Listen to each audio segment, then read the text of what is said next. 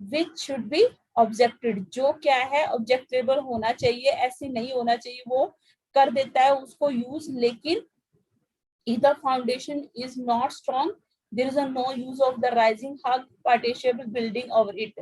बड़ी से बड़ी बिल्डिंग है, यदि फाउंडेशन अगर वीक होगी, फाउंडेशन बहुत ज्यादा इंपॉर्टेंट है, इसीलिए फाउंडेशन में अच्छी क्वालिटी की जो हमें ब्रिक है, सैंड है, ब्रिक सीमेंट यूज करनी है। ऐसे नहीं कि वो तो अंदर की साइड है, वो कौन सा दिखेगी, उसमें हम कुछ भी यूज कर दें, तो इस बात का ध्यान रखना होता है।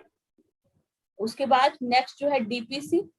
डीपीसी हम डैम प्रूफिंग कोर्स प्रोवाइड करते हैं फाउंडेशन पे। तो वो चीज क्या है, अगर वो सही तरीके से नहीं है तो जो मॉइस्चर आना है बिल्डिंग में वो आ जाएगा। It is the one of the critical stage which must be inspected by the quality engineer. It actually completion of the foundation, जब फाउंडेशन कंप्लीट हो जाती है उसके बाद ये स्टेज आती है when DPC is laid at the top of foundation. जो फाउंडेशन होती है उसके ऊपर एक डीपीसी की लेयर बिछाते हैं हम, प्रोटेक्ट फ्रॉम द मॉइस्चर, जो मॉइस्चर होता है उससे प्रोटेक्ट करने के लिए। At this stage once again layout the foundation should be exactly check as per the building plan, ensure properly inter dimension. इससे पहले क्या करते हैं, चेक करते हैं कि जो रूम, स्टोर, टॉयलेट जो भी बनाए हैं वो अकॉर्डिंग टू डायमेंशन है या नहीं। If any minor discrepancy occur at the layout stage, अगर थोड़ी सी भी हमें दिक्कत लगती है तो उसको उसी टाइम हम क्या करेंगे, करेक्ट करने की कोशिश करते हैं, making adjustment while raising the brick wall over the DPC. DPC बिछाने से पहले हम क्या है, जो भी फाउंडेशन में प्रॉब्लम है, डीपीसी के ऊपर अब हम वॉल बनाएंगे बाद में, तो वॉल बनाने से पहले डीपीसी से नीचे जो भी दिक्कतें हैं उसको ठीक करना बहुत ज्यादा जरूरी है। फिर उसके बाद ही हमें डीपीसी बिछाना है, उसके बाद हम ब्रिक वर्क करेंगे। उसके बाद डोर और विंडो फिक्स करते हैं। ये सिंपल चीजें हैं, बस कुछ नहीं है, वही सेम चीज वही। अगर हम डोर और विंडो सही नहीं लगाएंगे, फ्रेमवर्क फॉर्मवर्क नहीं सही करेंगे तो क्या होगा, ये सारी चीजें तो तुम्हें पड़ी हुई है तुमने। It is the another important stage where door and window frame are fix suitable location. कई बार क्या होता है कि हमें प्लान कुछ और मिलता है, लेकिन चीजों को एडजस्ट करने के चक्कर में थोड़ा बहुत हम डोर विंडो को इधर उधर सरका देते हैं, लेकिन ऐसा नहीं होना चाहिए। सुटेबल लोकेशन, जो उसकी लोकेशन है वहीं पे उसको सेट करना चाहिए, और जहां पे हमें इजिली लाइट और वेंटिलेशन मिले। At this stage occupant usually find the need of shifting the position door and window suit their interior need.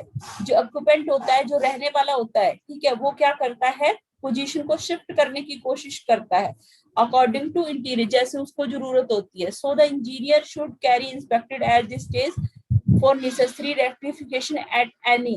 तो इंजीनियर की जिम्मेवारी बनती है कि अगर कुछ वो चेंज कराना चाह रहा है, वो अकॉर्डिंग टू वेंटिलेशन लाइट के अकॉर्डिंग वो सही है या नहीं है, क्योंकि वो बोल देगा कि मुझे ये चेंज करना है इसके अंदर, तो वो चीज अगर चेंज हो सकती है तो उसको चेंज करे, रेक्टिफिकेशन करे उसके अंदर, अगर नहीं हो सकती तो नहीं करनी। उसके बाद फॉर्मवर्क, जो हम लोग क्या है लेंटर लगाएंगे, मेजर स्टेज है। अगर ये सही से नहीं होगी तो क्या है, बहुत ज्यादा दिक्कत हो जाएगी, ठीक है। अटेंशन, स्पेशल अटेंशन देने की जरूरत पड़ती है जो इंस्पेक्टर होता है। The shape, strength and finishing surface of concrete, जो भी उसकी शेप बनानी है हमने, बीम की, कॉलम की, स्लैब की, किसके ऊपर डिपेंड करती है, जो हमने लेंटर लगाया, फॉर्मवर्क लगाया है। For large project only steel formwork should be used. जो बड़े प्रोजेक्ट होते हैं वहां पे हम लोग शटरिंग जो यूज करेंगे, जो हमारा लेंटर यूज करेंगे, वो स्टील का यूज होना चाहिए, वहां पे लकड़ी का यूज ना करें। तो इस चीज का ध्यान देना होता है। उसके बाद रेनफोर्स बिछाएंगे, क्योंकि हमें अब बीम कॉलम बना रहे हैं तो उसके अंदर रेनफोर्स यूज होगा। Strength of the structure like beam, column, slab depend upon the reinforcement. So when the reinforced case is laid over the formwork erected, जो भी हमने फॉर्मवर्क लगाया है उसके ऊपर हम लोग जब रेनफोर्स लगा रहे हैं, it is right time to for quality engineer to inspect the work. ये टाइम होता है कि जब जो क्वालिटी इंजीनियर होता है वो क्या करेगा, आइडेंटिफाई करेगा कि कोई डिफेक्ट तो नहीं है, जो कोई रेनफोर्स उन्होंने बिछाया कोई इनएडिक्वेट तो नहीं है, प्रॉपर तरीके से उन्होंने बिछाया है या नहीं। तो इस स्टेज पे उसको ये चीज चेक करनी होती है। उसके बाद लास्ट जो है स्लैब कास्टिंग स्टेज। स्लैब मैंने बताया है, छत पे आप जो स्लैब बना रहे हो वो बहुत इंपॉर्टेंट है। It is the another critical situation. हम जहाँ रहते हैं, मैंने खुद देखा हुआ, यहाँ पे एक शॉप बना रहे थे, पूरा उन्होंने जाल बिछाया, पूरा उन्होंने कंक्रीट बिछा दी, उसके ऊपर 10 लोग काम कर रहे थे, पूरी की पूरी छत नीचे ही गिर गई ऐसे की ऐसी। उसमें उन्होंने मटेरियल सही तरीके से, क्योंकि मटेरियल सही तरीके से होना चाहिए, और वो जो आप रेनफोर्स भी सर पूरी की पूरी, अब जो है रेनफोर्स तो चलो जैसे भी करके वो थोड़ा सीधा कर लेंगे, लेकिन जो मटेरियल हुआ है वो मिट्टी में मिक्स हो गया, उसका कुछ नहीं हो सकता। ठीक है, तो ऐसा होता है, क्योंकि स्लैब जो है वो बहुत ज्यादा इंपॉर्टेंट है, और उसके बाद उस जो नीचे काम कर रहे थे वो उनको और चोट लगती थी।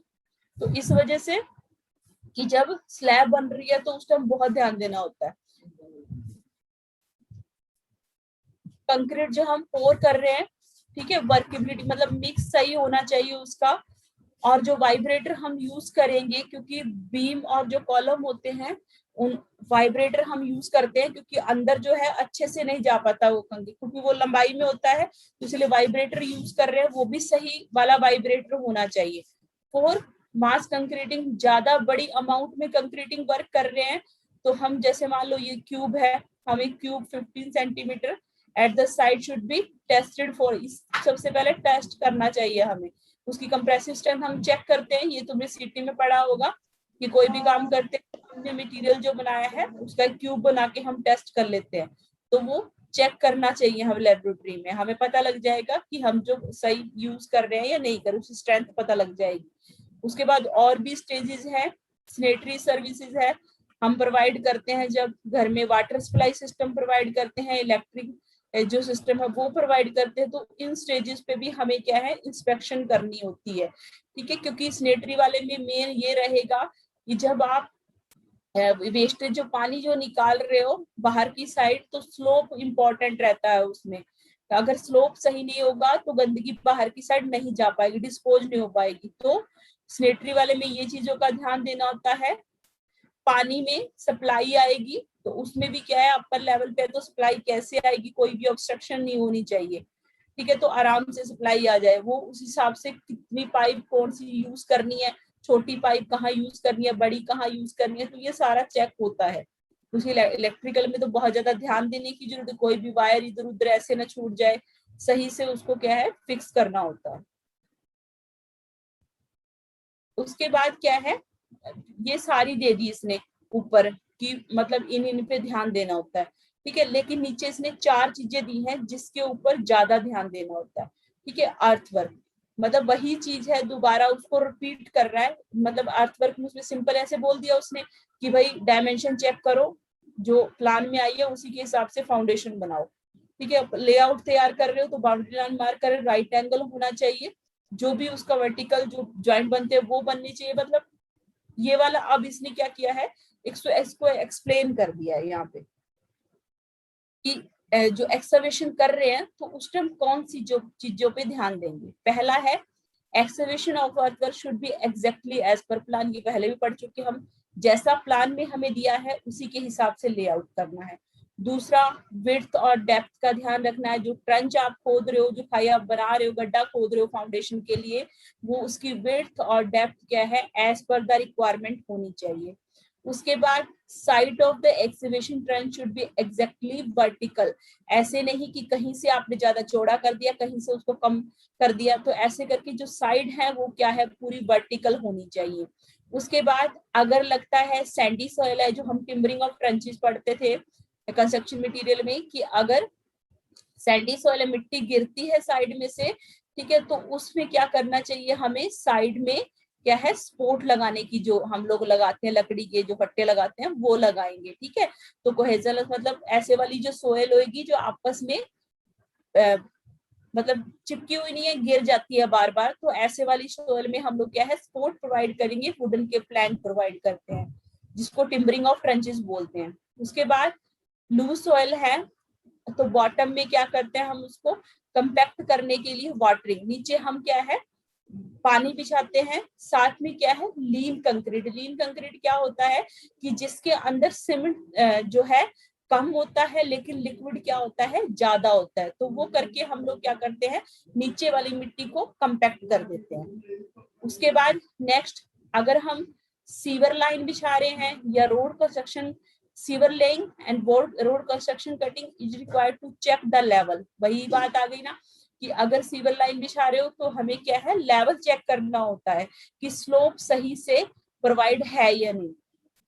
ऐसे नहीं कि जैसे रोड की कंस्ट्रक्शन है तब भी वहाँ साइड में भी हमें क्या है, वहां सीवर लाइन प्रोवाइड करना है, तो उस टाइम भी हमें वो चेक करना होता है।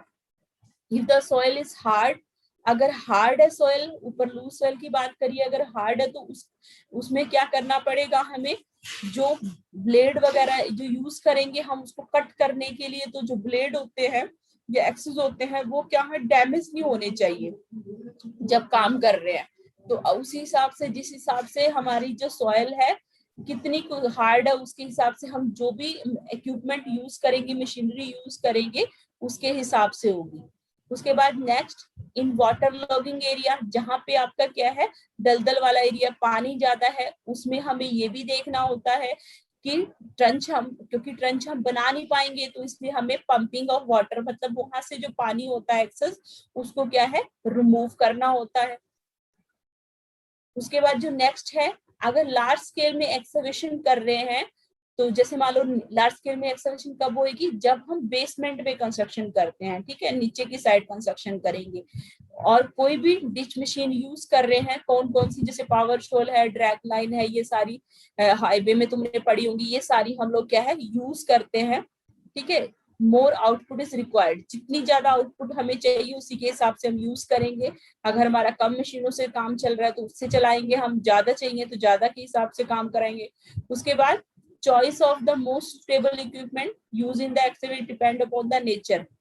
जो भी हम इक्विपमेंट यूज करेंगे, किस टाइप, किस नेचर का प्रोजेक्ट है, ज्यादा बड़ा है, छोटा है, साइट की कंडीशन कैसी है, वाटर लॉगिंग एरिया है, हार्ड सोयल है, सॉफ्ट सोयल है, उसके हिसाब, डेप्थ ऑफ विड्थ कितनी चाहिए है, ज्यादा डीप तक हमने फाउंडेशन बनानी है या कम डेप्थ तक बनानी है, वो चीज देखनी है हमने, किस टाइप की सोयल है, वो आ गया। उसके बाद ग्राउंड वाटर वहां पे प्रेजेंट है या नहीं, नीचे का जो वाटर टेबल है वो ऊंचा है या नीचा है, ये चीज भी हम देखेंगे।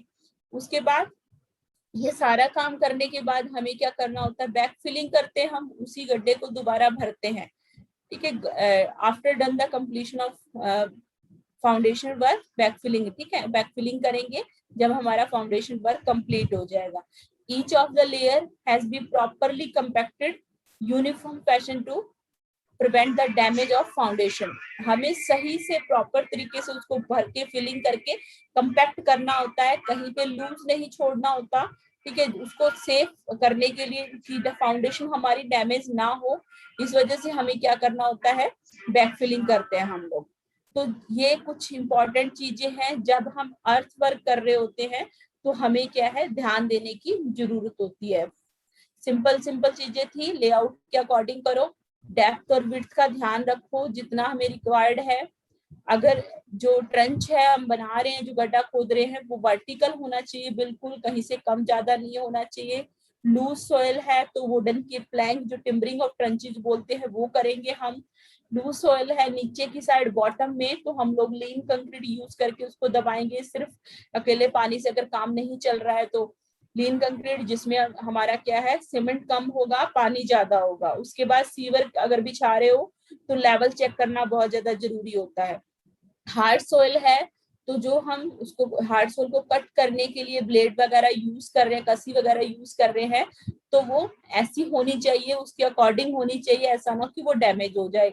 वाटर लॉग्ड एरिया है तो हमें वहां से पंपिंग करके पानी को निकालना होता है, तो वो हम पानी को निकालेंगे वहां से। लार्ज स्केल एक्सकवेशन है, बेसमेंट हम बना रहे हैं, बेसमेंट पे कंस्ट्रक्शन कर रहे हैं, तो जो जो मशीनें हमें चाहिए हैं, जितनी आउटपुट हमें चाहिए उसके हिसाब से हम लोग मशीन यूज कर लेंगे। जब हमारा फाउंडेशन वर्क कंप्लीट हो जाता है तो बैक फिलिंग कर देते हैं, वापस जो मिट्टी हमने निकाली थी, जो कंस्ट्रक्शन हुई है वहां पे, उसको छोड़ के जो बच गई है जगह, वहां पे हम लोग क्या है, मिट्टी को भर देते हैं। ये भी बता ही देती हूँ, सिंपल सा है कि जब हम अब हमारा फाउंडेशन हो गया उसके बाद हम ब्रिक वर्क करेंगे, मशीनरी करेंगे, मशीनरी में हम ब्रिक का इसने जिक्र नहीं किया है लेकिन ब्रिक ही ज्यादा यूज करते हैं, मशीनरी वर्ड यूज होगा तो इसका मतलब है स्टोन और ब्रिक दोनों की बात कर रहा है। अगर ऐसे बोलता कि ब्रिक मशीनरी तो इसका मतलब होता कि वो ब्रिक की बात कर रहा है सिर्फ। तो इस टाइम हम कौन कौन सी चीजों का, जब हम ईंटों का यूज कर रहे हैं, दीवार बना रहे हैं, ठीक है, तो उस टाइम कौन कौन सी चीजों का ध्यान रखेंगे। पहला कि क्वालिटी और स्टैंडर्ड डायमेंशन जो होती है 19x9x9 वो वाली होनी चाहिए। For inspecting the quality of the brick sample should be taken for the different lot. जो भी चट्टे लगा रखे हैं हमने वहां से सैंपल इकट्ठे करने हैं उसको इंस्पेक्ट करने के लिए। ऐसे नहीं कि एक यूं उठा ली कहीं से भी, जितना हमने ला रखा है सामान उसमें से एक एक करके हम सैंपल उठा लेंगे। उसके बाद हमें क्या है, अगर लोड बीरिंग वॉल के लिए यूज कर रहे हैं, मतलब मेन जो वॉल है हमारी एक नॉन लोड बीरिंग जो बाहर की साइड चार दीवारी होती है जिसके ऊपर कोई लोड नहीं आता है, तो ब्रिक की हमें क्या है क्रशिंग स्ट्रेंथ क्या है सही होनी चाहिए ताकि वो लोड को बियर कर सके। उसके बाद बॉन्ड बनेगा जब ईंटों को जोड़ेंगे, अलाइनमेंट सही होनी चाहिए, वर्टिकली जो आपकी वॉल है वो बिल्कुल सही होनी चाहिए प्रॉपरली, ठीक है, कोई भी डिफेक्ट नहीं होना चाहिए अलाइनमेंट में। अगर लगता है तो उसको साथ की साथ क्या है हमें सही करना होता है। कोई भी सेंट्रिसिटी मतलब सेंटर में आनी चाहिए ब्रिक, ऐसे नहीं उसके ऊपर लोड आने के बाद वो साइड में हट जाए, तो सेंट्रिसिटी नहीं होनी चाहिए लोडिंग पैटर्न में। उसके बाद जो हम करते थे ब्रिक में कि उसको 24 घंटे तक पानी में रखते थे कि वो वाटर कितना सोखेगी, तो वो वाली चीज वाटर ऑब्जर्वेशन भी हम क्या है चेक करेंगे। उसके बाद सीमेंट सैंड मतलब मोटार यूज करेंगे हम उसको फिक्स करने के लिए, तो मोटार जो है वो भी क्या होना चाहिए प्रॉपरली चेक होना चाहिए कि किस क्वालिटी का हम यूज कर रहे हैं। लार्ज स्केल में हम क्या करते हैं, लार्ज स्केल जो वर्क होता है तो वो करने के लिए ब्रिक को चेक करने के लिए कहीं से भी रैंडम हम क्या है 5 सैंपल उठा लेंगे, उनकी क्रशिंग स्ट्रेंथ चेक करेंगे, फ्लोरोसेंस चेक करेंगे और वाटर ऑब्जर्वेशन हम चेक करेंगे। ये तीनों टेस्ट उसके ऊपर हम लोग करेंगे। उसके बाद डायमेंशन टॉलरेंस टेस्ट जो है वो भी हम चेक करेंगे, उसकी स्टैंडर्ड डायमेंशन चेक करने के लिए जब हमें क्या है कोई ब्रिक्स जो है फेस वर्क के लिए बाहर की वॉल के लिए यूज करना है, फेस वर्क के लिए यूज करना है, तो उसकी डायमेंशन सही होना बहुत ज्यादा जरूरी है और कितना वो बाहर के वेदर इफेक्ट को टॉलरेंस कर सकती है वो चीज भी सही होनी जरूरी है। उसके बाद कि जब क्यूरिंग कर रहे हैं हम लोग तो वो प्रॉपर तरीके से होनी चाहिए ताकि उसके अंदर जो हम स्ट्रेंथ लाना चाह रहे हैं, जो क्वालिटी मेंटेन करना चाह रहे हैं वो हो जाए। उसके बाद वर्टिकल ज्वाइंट है, वर्टिकल ज्वाइंट को जो दो ईंटों को जोड़ेंगे फिर उसके ऊपर ईंट लगाएंगे वर्टिकल ज्वाइंट बन जाते हैं, तो वो चीज नहीं आए उसके लिए हमें क्या है जो हम आधी ईंट यूज करते हैं या पौनी ईंट यूज करते हैं जो क्वीन क्लोजर बोलते हैं उसको, ब्रिक बैट मतलब आधी जो ईंट होती है वो हम यूज करके उनको तोड़ेंगे ताकि उनके बीच में क्या है एक दूसरे के ऊपर ज्वाइंट ना आए। तो इस चीज का भी हमें ध्यान रखना होता है। अगर ज्वाइंट आ जाते हैं, वर्टिकल ज्वाइंट आ जाते हैं, वो एक कॉलम बिहेव करने लग जाता है, उसके ऊपर लोड डालोगे तो वो सहन नहीं कर पाएगा, गिर जाएगी, ठीक है। तो वर्टिकल ज्वाइंट उसके अंदर बिल्कुल नहीं होने चाहिए। जब हमारा दिन का काम कंप्लीट हो जाता है तो जो भी ज्वाइंट होते हैं वो हम ब्रश के साथ साफ करते हैं। जो भी दीवार बनाई है हमने, क्योंकि साइड में से मोटार निकल जाता है तो दीवार को क्या है साथ के साथ साफ करना बहुत ज्यादा जरूरी है। ऐसा ना हो कि अगले दिन काम करोगे फिर उसके ऊपर अगर आप कंक्रीट वर्क करना चाहोगे तो प्लास्टर करना चाहोगे तो वो सही प्रॉपर तरीके से नहीं हो पाएगा। इसीलिए दिन का काम जो कंप्लीट होने के बाद वो क्या है हमें साथ के साथ क्लियर करना है। तो ये बहुत सिंपल है, कुछ ज्यादा है नहीं, तुम्हें भी पता है ये चीजें तो कि ब्रिक है उसकी क्वालिटी सही होनी चाहिए, उसकी जो हमें क्रशिंग स्ट्रेंथ सही होनी चाहिए, सैंपल चेक करने होते हैं, हमें वर्टिकल ज्वाइंट नहीं आना चाहिए, बॉन्ड बनाएंगे तो वो सही होना चाहिए, मटेरियल सही होना चाहिए, जिस हम मोटार यूज करेंगे मोटार सही होना चाहिए, पानी को कितना ऑब्जर्व करती है वो, कितना होता था वो 20% था क्या कि कितना परसेंट पानी सोख सकती है वो ईंट, 10 20 15 कितना था 20% था जी। 20% था वो। 20% फर्स्ट होता क्लास है के कि लिए 20 है जी, सेकंड क्लास के लिए 22। हाँ वो मैं वही बता रही हूँ ना कि हम तो फर्स्ट क्लास ही यूज करेंगे, अच्छी क्वालिटी की बात कर रहा है तो इसलिए हमें फर्स्ट क्लास ही यूज करनी होती है, ठीक है, तो वो चीज चेक करनी होती है। तो ये सारी सिंपल चीजें हैं, बहुत सिंपल सा चैप्टर है ये, इसमें कुछ भी ज्यादा नहीं है।